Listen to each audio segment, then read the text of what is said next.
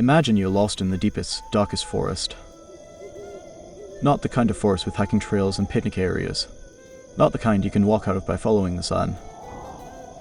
This is the old forest, the kind from fairy tales, where the trees grow so thick that daylight barely touches the ground, where paths appear and disappear, where you can walk for hours and find yourself exactly where you started. You're exhausted, you're afraid, and then through the trees you see it. A clearing, and in that clearing something that shouldn't exist.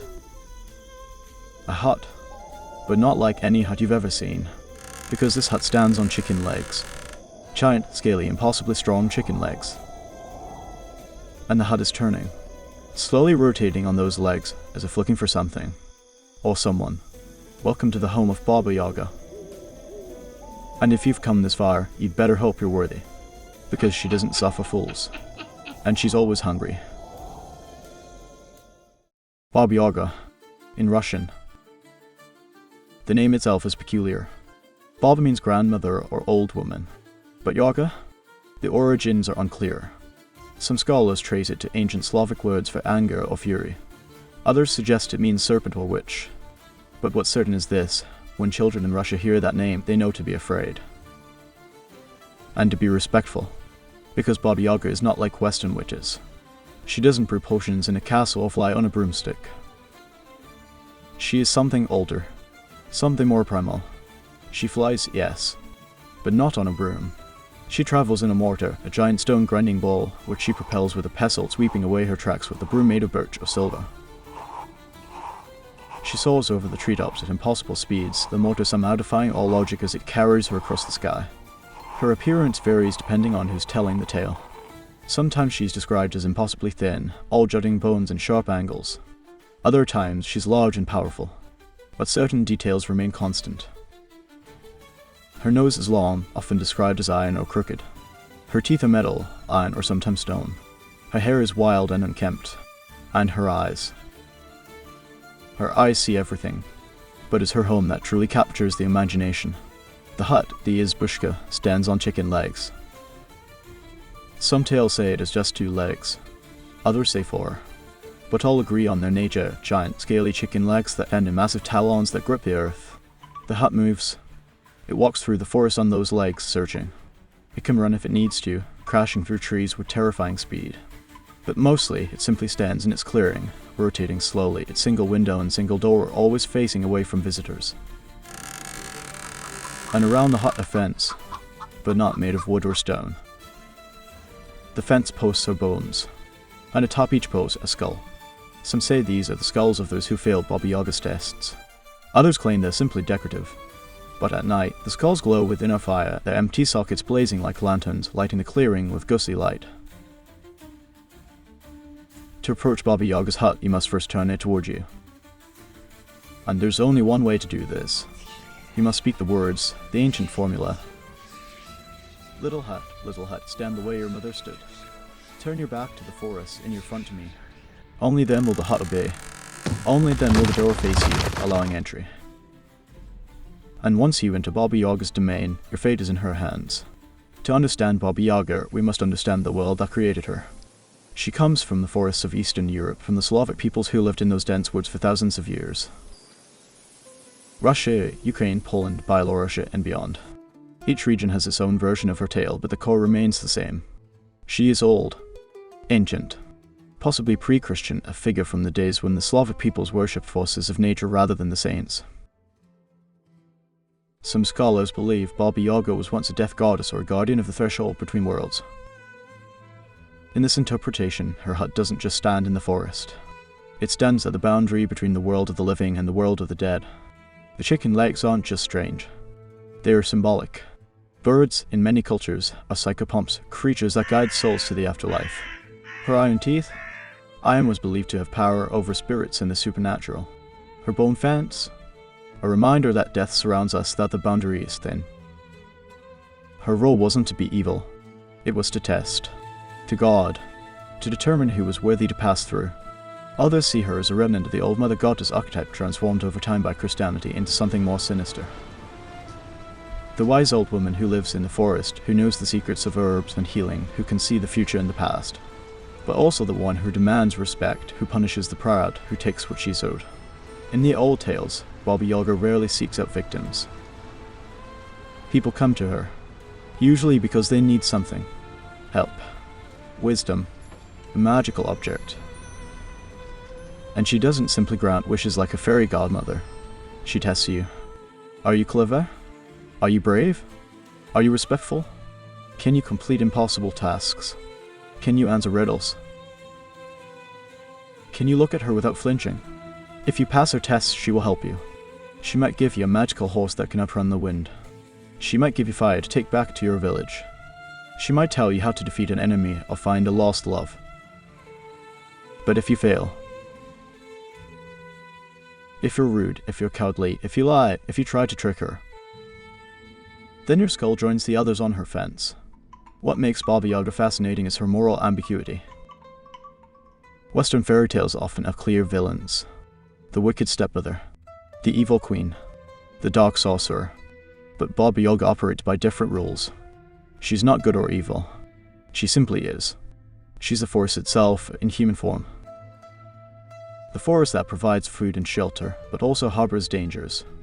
The forest that tests your survival skills, your wit, your courage. The forest that doesn't care about your feelings, only your actions. And perhaps that's why she endures. Because life itself is like this. It doesn't promise fairness. It doesn't guarantee happy endings. It tests you. And how you respond to those tests determines your fate. The most famous tale featuring Baba Yaga is the story of Vasilisa the Beautiful. It's a story that captures everything essential about the witch and her nature. Vasilisa is a young girl whose mother has died, leaving her with only a magical doll that her mother gave her on her deathbed. The doll, when fed and consulted, gives Vasilisa advice and help. Her father remarries, and Vasilisa's stepmother and stepsisters are cruel to her, making her do all the work. One day, the stepmother deliberately lets the fire go out in the house. In old Russia, fire was precious, difficult to make, and essential for survival. The stepmother sends Vasilisa into the forest to get fire from Baba Yaga, fully expecting the girl to die. Vasilisa finds Baba Yaga's hut and approaches it correctly, using the traditional words. Baba Yaga agrees to give her fire, but only if Vasilisa completes 3 days of impossible tasks. Clean the house. Sort poppy seeds from dirt. Separate rotten corn from good corn. Each task is impossible to complete in the time given, but Vasilisa has her doll. Each night, she feeds it and asks for help, and the doll completes the tasks while Vasilisa sleeps. During the days, Vasilisa also asks Baba Yaga questions. She asked about the mysterious rider she saw on her journey to the hut, a white rider at dawn, a red rider at noon, a black rider at night. Baba Yaga explains these are her servants day, sun, and night. But when Vasilisa considers asking about the strange hands she saw helping Baba Yaga with her work, the doll warns her not to. There are some secrets that are too dangerous to know. On the third day, Baba Yaga asks Vasilisa how she completed the impossible tasks. Vasilisa truthfully says her mother's blessing helps her. Baba Yaga recoils. A blessing? I want no blessed ones in my house. Leave. Take your fire and go. She gives Vasilisa fire, but not in a pot or torch. She places it inside one of the skulls from her fence. Vasilisa carries the skull home through the forest, then the skull's glowing eyes light her way. When she arrives home, the fire from the skull burns her stepmother and stepsister's tash. Justice harsh but complete. In other tales, Baba Yaga plays different roles. Sometimes she's the antagonist, trying to eat children who wander into her forest. In these versions, clever children outwit her, escaping her oven and running home. The tales are similar to Hansel and Gretel, but older, darker, more primal. Sometimes there are multiple Baba Yagas. 3 sisters, each living in their own hut, each controlling different aspects of magic. A hero might have to visit all 3 to complete a quest, each system more dangerous than the last.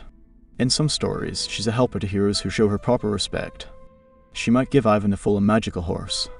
She might tell a warrior how to defeat an evil sorcerer. She might provide a princess with the knowledge she needs to escape captivity. But always there's a test. A price. A challenge. What's consistent across all tales is that Baba Yaga respects courage, cleverness, and courtesy. The heroes who succeed aren't always the strongest or the most beautiful.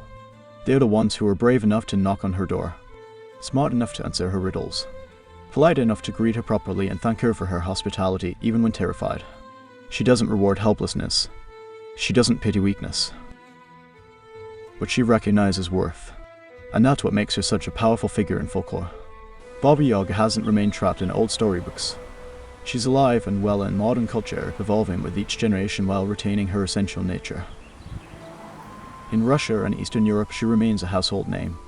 Children still grow up hearing her stories. Parents still invoke her name when children misbehave. Be good, or Baba Yaga will take you.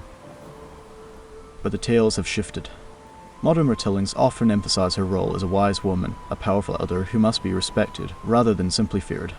She appears in novels, films, and television shows. Sometimes as villain, sometimes as mentor. The John Wick films famously use her name as a title for their assassin character, Baba Yaga the Boogeyman. It's not entirely accurate to the folklore, but it captures something essential, a figure of immense power who operates by their own rules, whom others fear but also respect. Fantasy novels have embraced her complexity. Authors like Naomi Novik and Orson Scott Card have written stories featuring Baba Yaga, exploring her ambiguous morality and her role as a powerful woman who refuses to fit into simple categories of good or evil.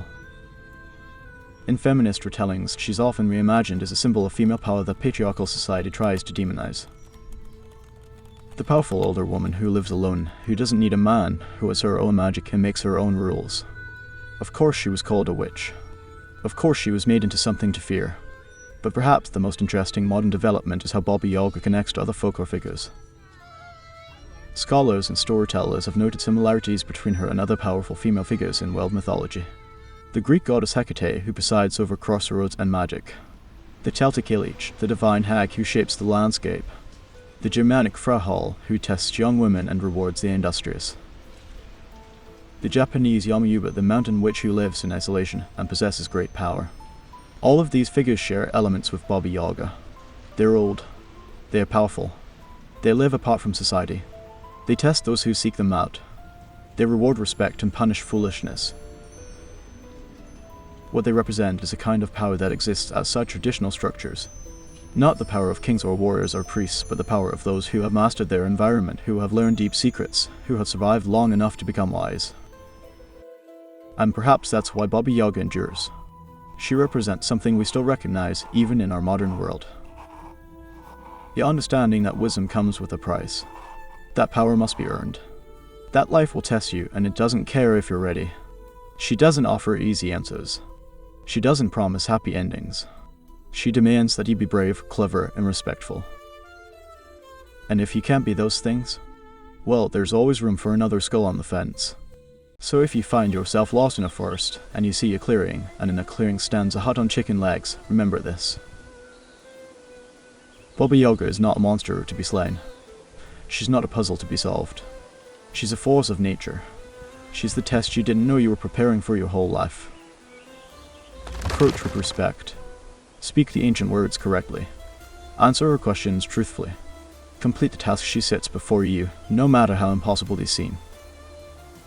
And perhaps, if you're worthy, she'll give you what you need. Not necessarily what you want, but what you need. Because Baba Yaga doesn't represent evil. She represents something older and more primal. She represents the harsh teachers who make us stronger. The difficult paths that lead to wisdom. The tests that reveal what we're truly made of. In a world that often tries to make things simple, to categorize everything as good or bad, hero or villain, Baba Yaga reminds us that life is more complex. That power can exist outside traditional structures. That wisdom often comes from unlikely sources. That the scariest figures might be the ones who force us to grow. The skulls on our fence? They're not just trophies. They're reminders. They are lessons. They tell a simple truth. Some tests you pass. Some tests you fail. And how you approach those tests determines everything. So the next time you face something that tests you, something that demands your courage and your wit and your respect, remember Baba Yaga. Remember that the most valuable lessons often come from the harshest teachers, and that sometimes the witch in the woods isn't there to destroy you. She's there to see if you're worthy of your own story. Thank you for joining me in the shadows where ancient stories dwell. If you enjoyed this journey into Slavic folklore, please consider subscribing and sharing this tale. Until next time, may you face your tests with courage, cleverness, and respect.